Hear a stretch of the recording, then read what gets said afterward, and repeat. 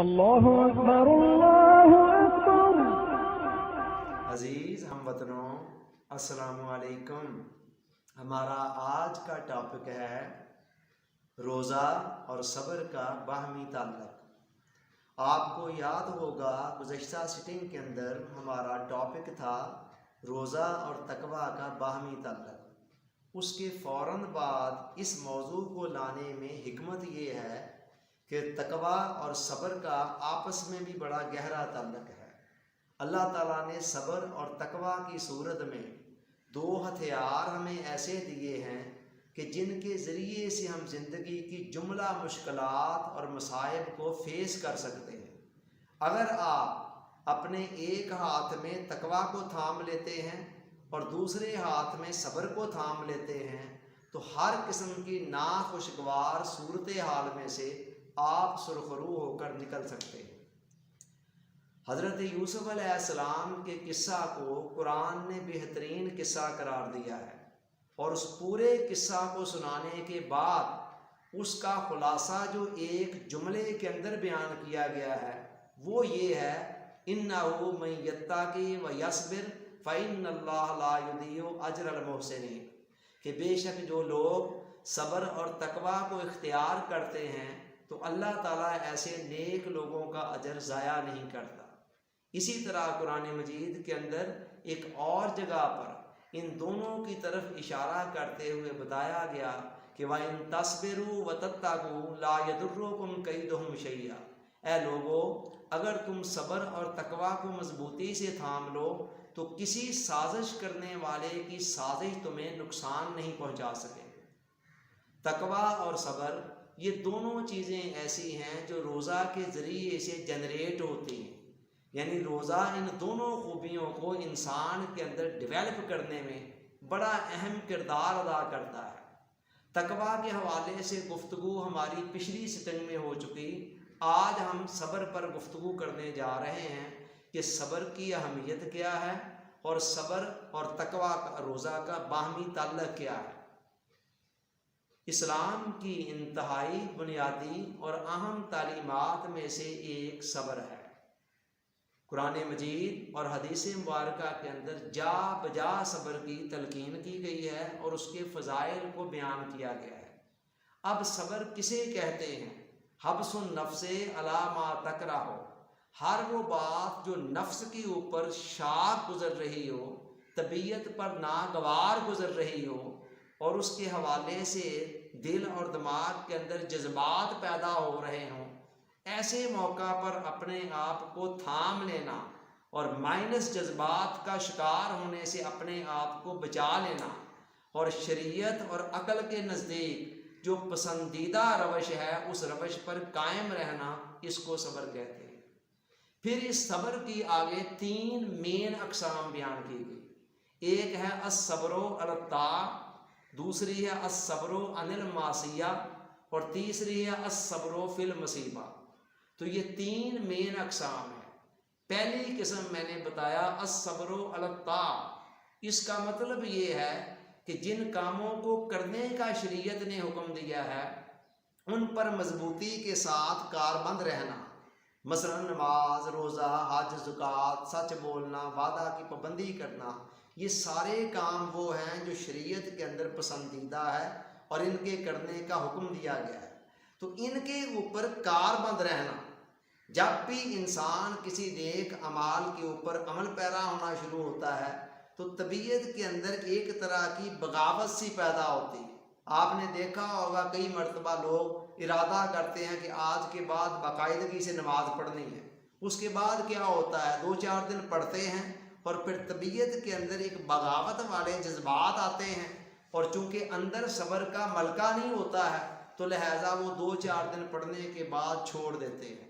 تو اندر ایسے پیدا ہونے والے جذبات کو دبا کر جو نیک اعمال ہیں ان پر ثابت قدمی سے گامزن رہنا، یہ ہے الصبر علی الطاعۃ، طاعات کے اوپر صبر۔ اس کے بعد دوسری قسم ہے الصبر عن المعصیہ، معصیت سے بچنے کے حوالے سے صبر کرنا، یعنی جتنے غلط کام ہیں، برے کام ہیں، گناہ کے کام ہیں، شریعت نے جن کو ناپسند قرار دیا ہے اور جن سے روکا ہے، منع کیا ہے، ان سے منع ہونے میں بھی صبر کرنا۔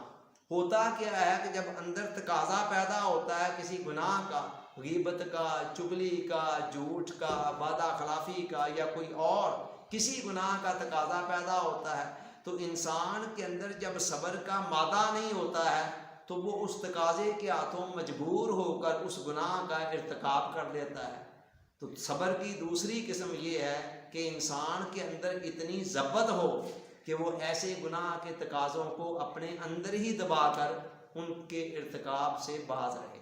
اور تیسری قسم ہے الصبر فی المصیبہ، کسی دکھ، تکلیف، مصیبت، بیماری، پریشانی کے آ جانے پر اپنے جذبات کو کنٹرول میں رکھنا اور اپنے طرز عمل کو تھام کر رکھنا۔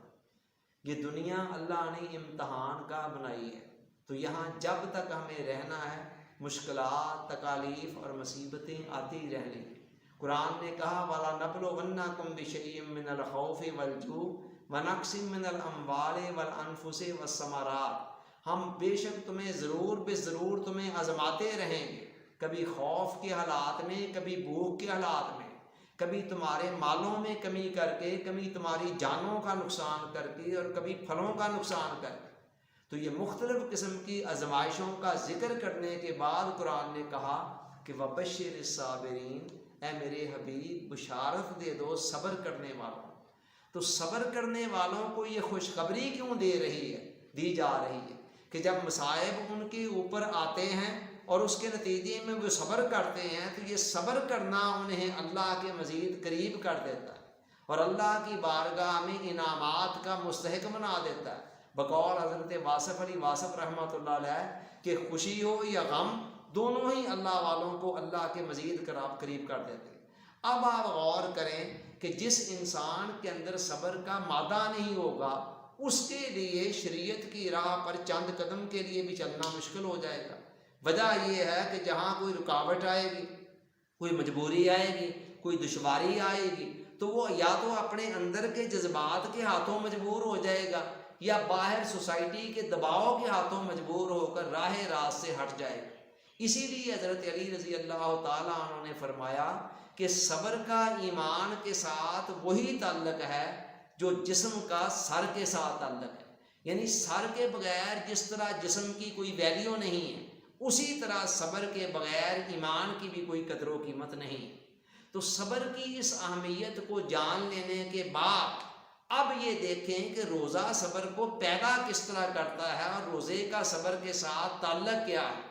حضور علیہ السلام نے ماہ رمضان المبارک کے متعلق فرمایا ہوا شہر الصبر، کہ وہ صبر کا مہینہ ہے، اور دوسری طرف روزے کے حوالے سے فرمایا کہ الصوم نصف الصبر، روزہ آدھا صبر ہے۔ اب آپ غور کریں کہ رمضان المبارک کو صبر کا مہینہ قرار دیا جا رہا ہے، اور دوسری طرف صبر کے دو حصے کر کے ایک حصے کو باقی تمام اعمال میں ہر جگہ پر پھیلایا جا رہا ہے، اور باقی ایک حصے کو اکیلے روزے کے اندر منحصر قرار دیا جا رہا ہے۔ تو یہاں سے اندازہ لگائیں کہ صبر اور روزے کا گہرا تعلق آپس میں کتنا زیادہ ہے۔ صبر کا تعلق ضبط نفس سے ہے۔ صبر کا مطلب ہے ضبط نفس، طبیعت کے اندر ایسا کنٹرول ہونا کہ جب انسان کے اندر کوئی شریعت کے خلاف تقاضے ابھریں تو وہ ان کو دبا سکے۔ اسی طرح جو شریعت کے پسندیدہ امور ہیں ان پر ان کو قائم رکھ سکیں، اس کو صبر کہتے ہیں۔ آپ نے دیکھا ہوگا کئی مرتبہ ہمارا دل یا ہمارا ضمیر کچھ اور چاہ رہا ہوتا ہے اور ہم کام کوئی اور کر رہے ہوتے ہیں، ذہن کے اندر سوچ کچھ اور چل رہی ہوتی ہے اور عمل کسی اور جہت میں جا رہا ہوتا ہے۔ اس کی وجہ کیا ہے کہ طبیعت کے اندر کنٹرول نہیں ہوتا ہے، ضبط نفس نہیں ہوتا ہے، سو اس بنا پر ہم نہ چاہتے ہوئے کئی مرتبہ کئی غلط کام کر رہے ہوتے ہیں۔ چنانچہ عام حالات میں ہمارے لیے اپنی بشری کمزوریوں کی بنا پر اور ضبط نفس کی کمی کی بنا پر اپنی خواہشات پر کنٹرول کرنا آسان نہیں ہوتا، مگر روزہ کی صورت میں اللہ تعالیٰ ہمیں ایک ایسا سہارا دے دیتے ہیں، ایک ایسی بیساکھی دے دیتے ہیں کہ جس کو استعمال کرتے ہوئے ہم بڑی آسانی کے ساتھ اپنے اندر پیدا ہونے والے تقاضوں کو دبا دیتے ہیں۔ روزہ کی حالت میں دن میں کئی مرتبہ کھانے پینے کی خواہش آتی ہے اور ہم بڑی آسانی کے ساتھ اس کو دبا لیتے ہیں بغیر کسی دشواری کے۔ وجہ کیا ہے کہ روزہ کی حالت میں اللہ تعالیٰ بہت سارا صبر ہمارے اوپر انڈیل دیتا ہے۔ اسی لیے آپ دیکھیں کہ بعض اوقات ایک کمزور سی ایمان والا شخص اکثر و بیشتر، یا کمزور سی ول پاور کا مالک شخص جب روزہ رکھ لیتا ہے تو پھر اس کے لیے بھی 12 14 15 16 گھنٹے کے لیے اپنے نفس کے تقاضوں کو دبانا بہت آسان ہو جاتا ہے۔ اور آپ نے یہ بھی دیکھا ہوگا کہ کسی کو سگریٹ نوشی کی عادت ہے، وہ کہتا ہے جی میں 2 گھنٹے بھی اس کے بغیر نہیں رہ سکتا ہوں، لیکن جب وہ روزہ رکھ لیتا ہے تو پورا دن وہ صبر کر لیتا ہے۔ تو روزے کے اندر اللہ تعالیٰ نے یہ صبر کا پہلو رکھا ہوا ہے۔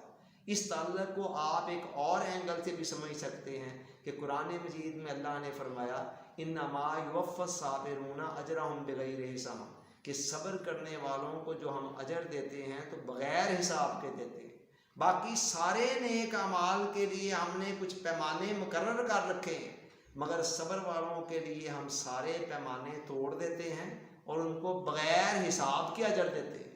ادھر روزے کے متعلق فرمایا فَإِنَّهُ لِي، بے شک یہ میرے لیے ہے، وَأَنَا أَجْزِي بِهِ، اور اس کی جزا بھی میں خود ہی دوں گا۔ فرشتوں کو نوٹ کرنے سے بھی روک دیا جاتا ہے۔ تو یہاں پر بھی کیا ہے کہ روزے کے متعلق بھی اللہ فرما رہا ہے کہ اس کی جزا میں نے کسی حساب کتاب سے نہیں دینی، بلکہ بغیر حساب کے ہی دینی۔ اور کیوں؟ اس لیے کہ صبر کا بدلہ اللہ نے بتایا بغیر حساب کے جزا ہے، اور روزہ سراسر صبر ہے، عین صبر ہے، سراپا صبر۔ تو اب تک کی گفتگو کا خلاصہ یہ ہے کہ صبر کا مادہ بہت ضروری ہے شریعت پر چلنے کے لیے، راہ راست پر قائم رہنے کے لیے، اور صبر کو پیدا کرنے کے لیے روزے کا کردار بہت اہم ہے۔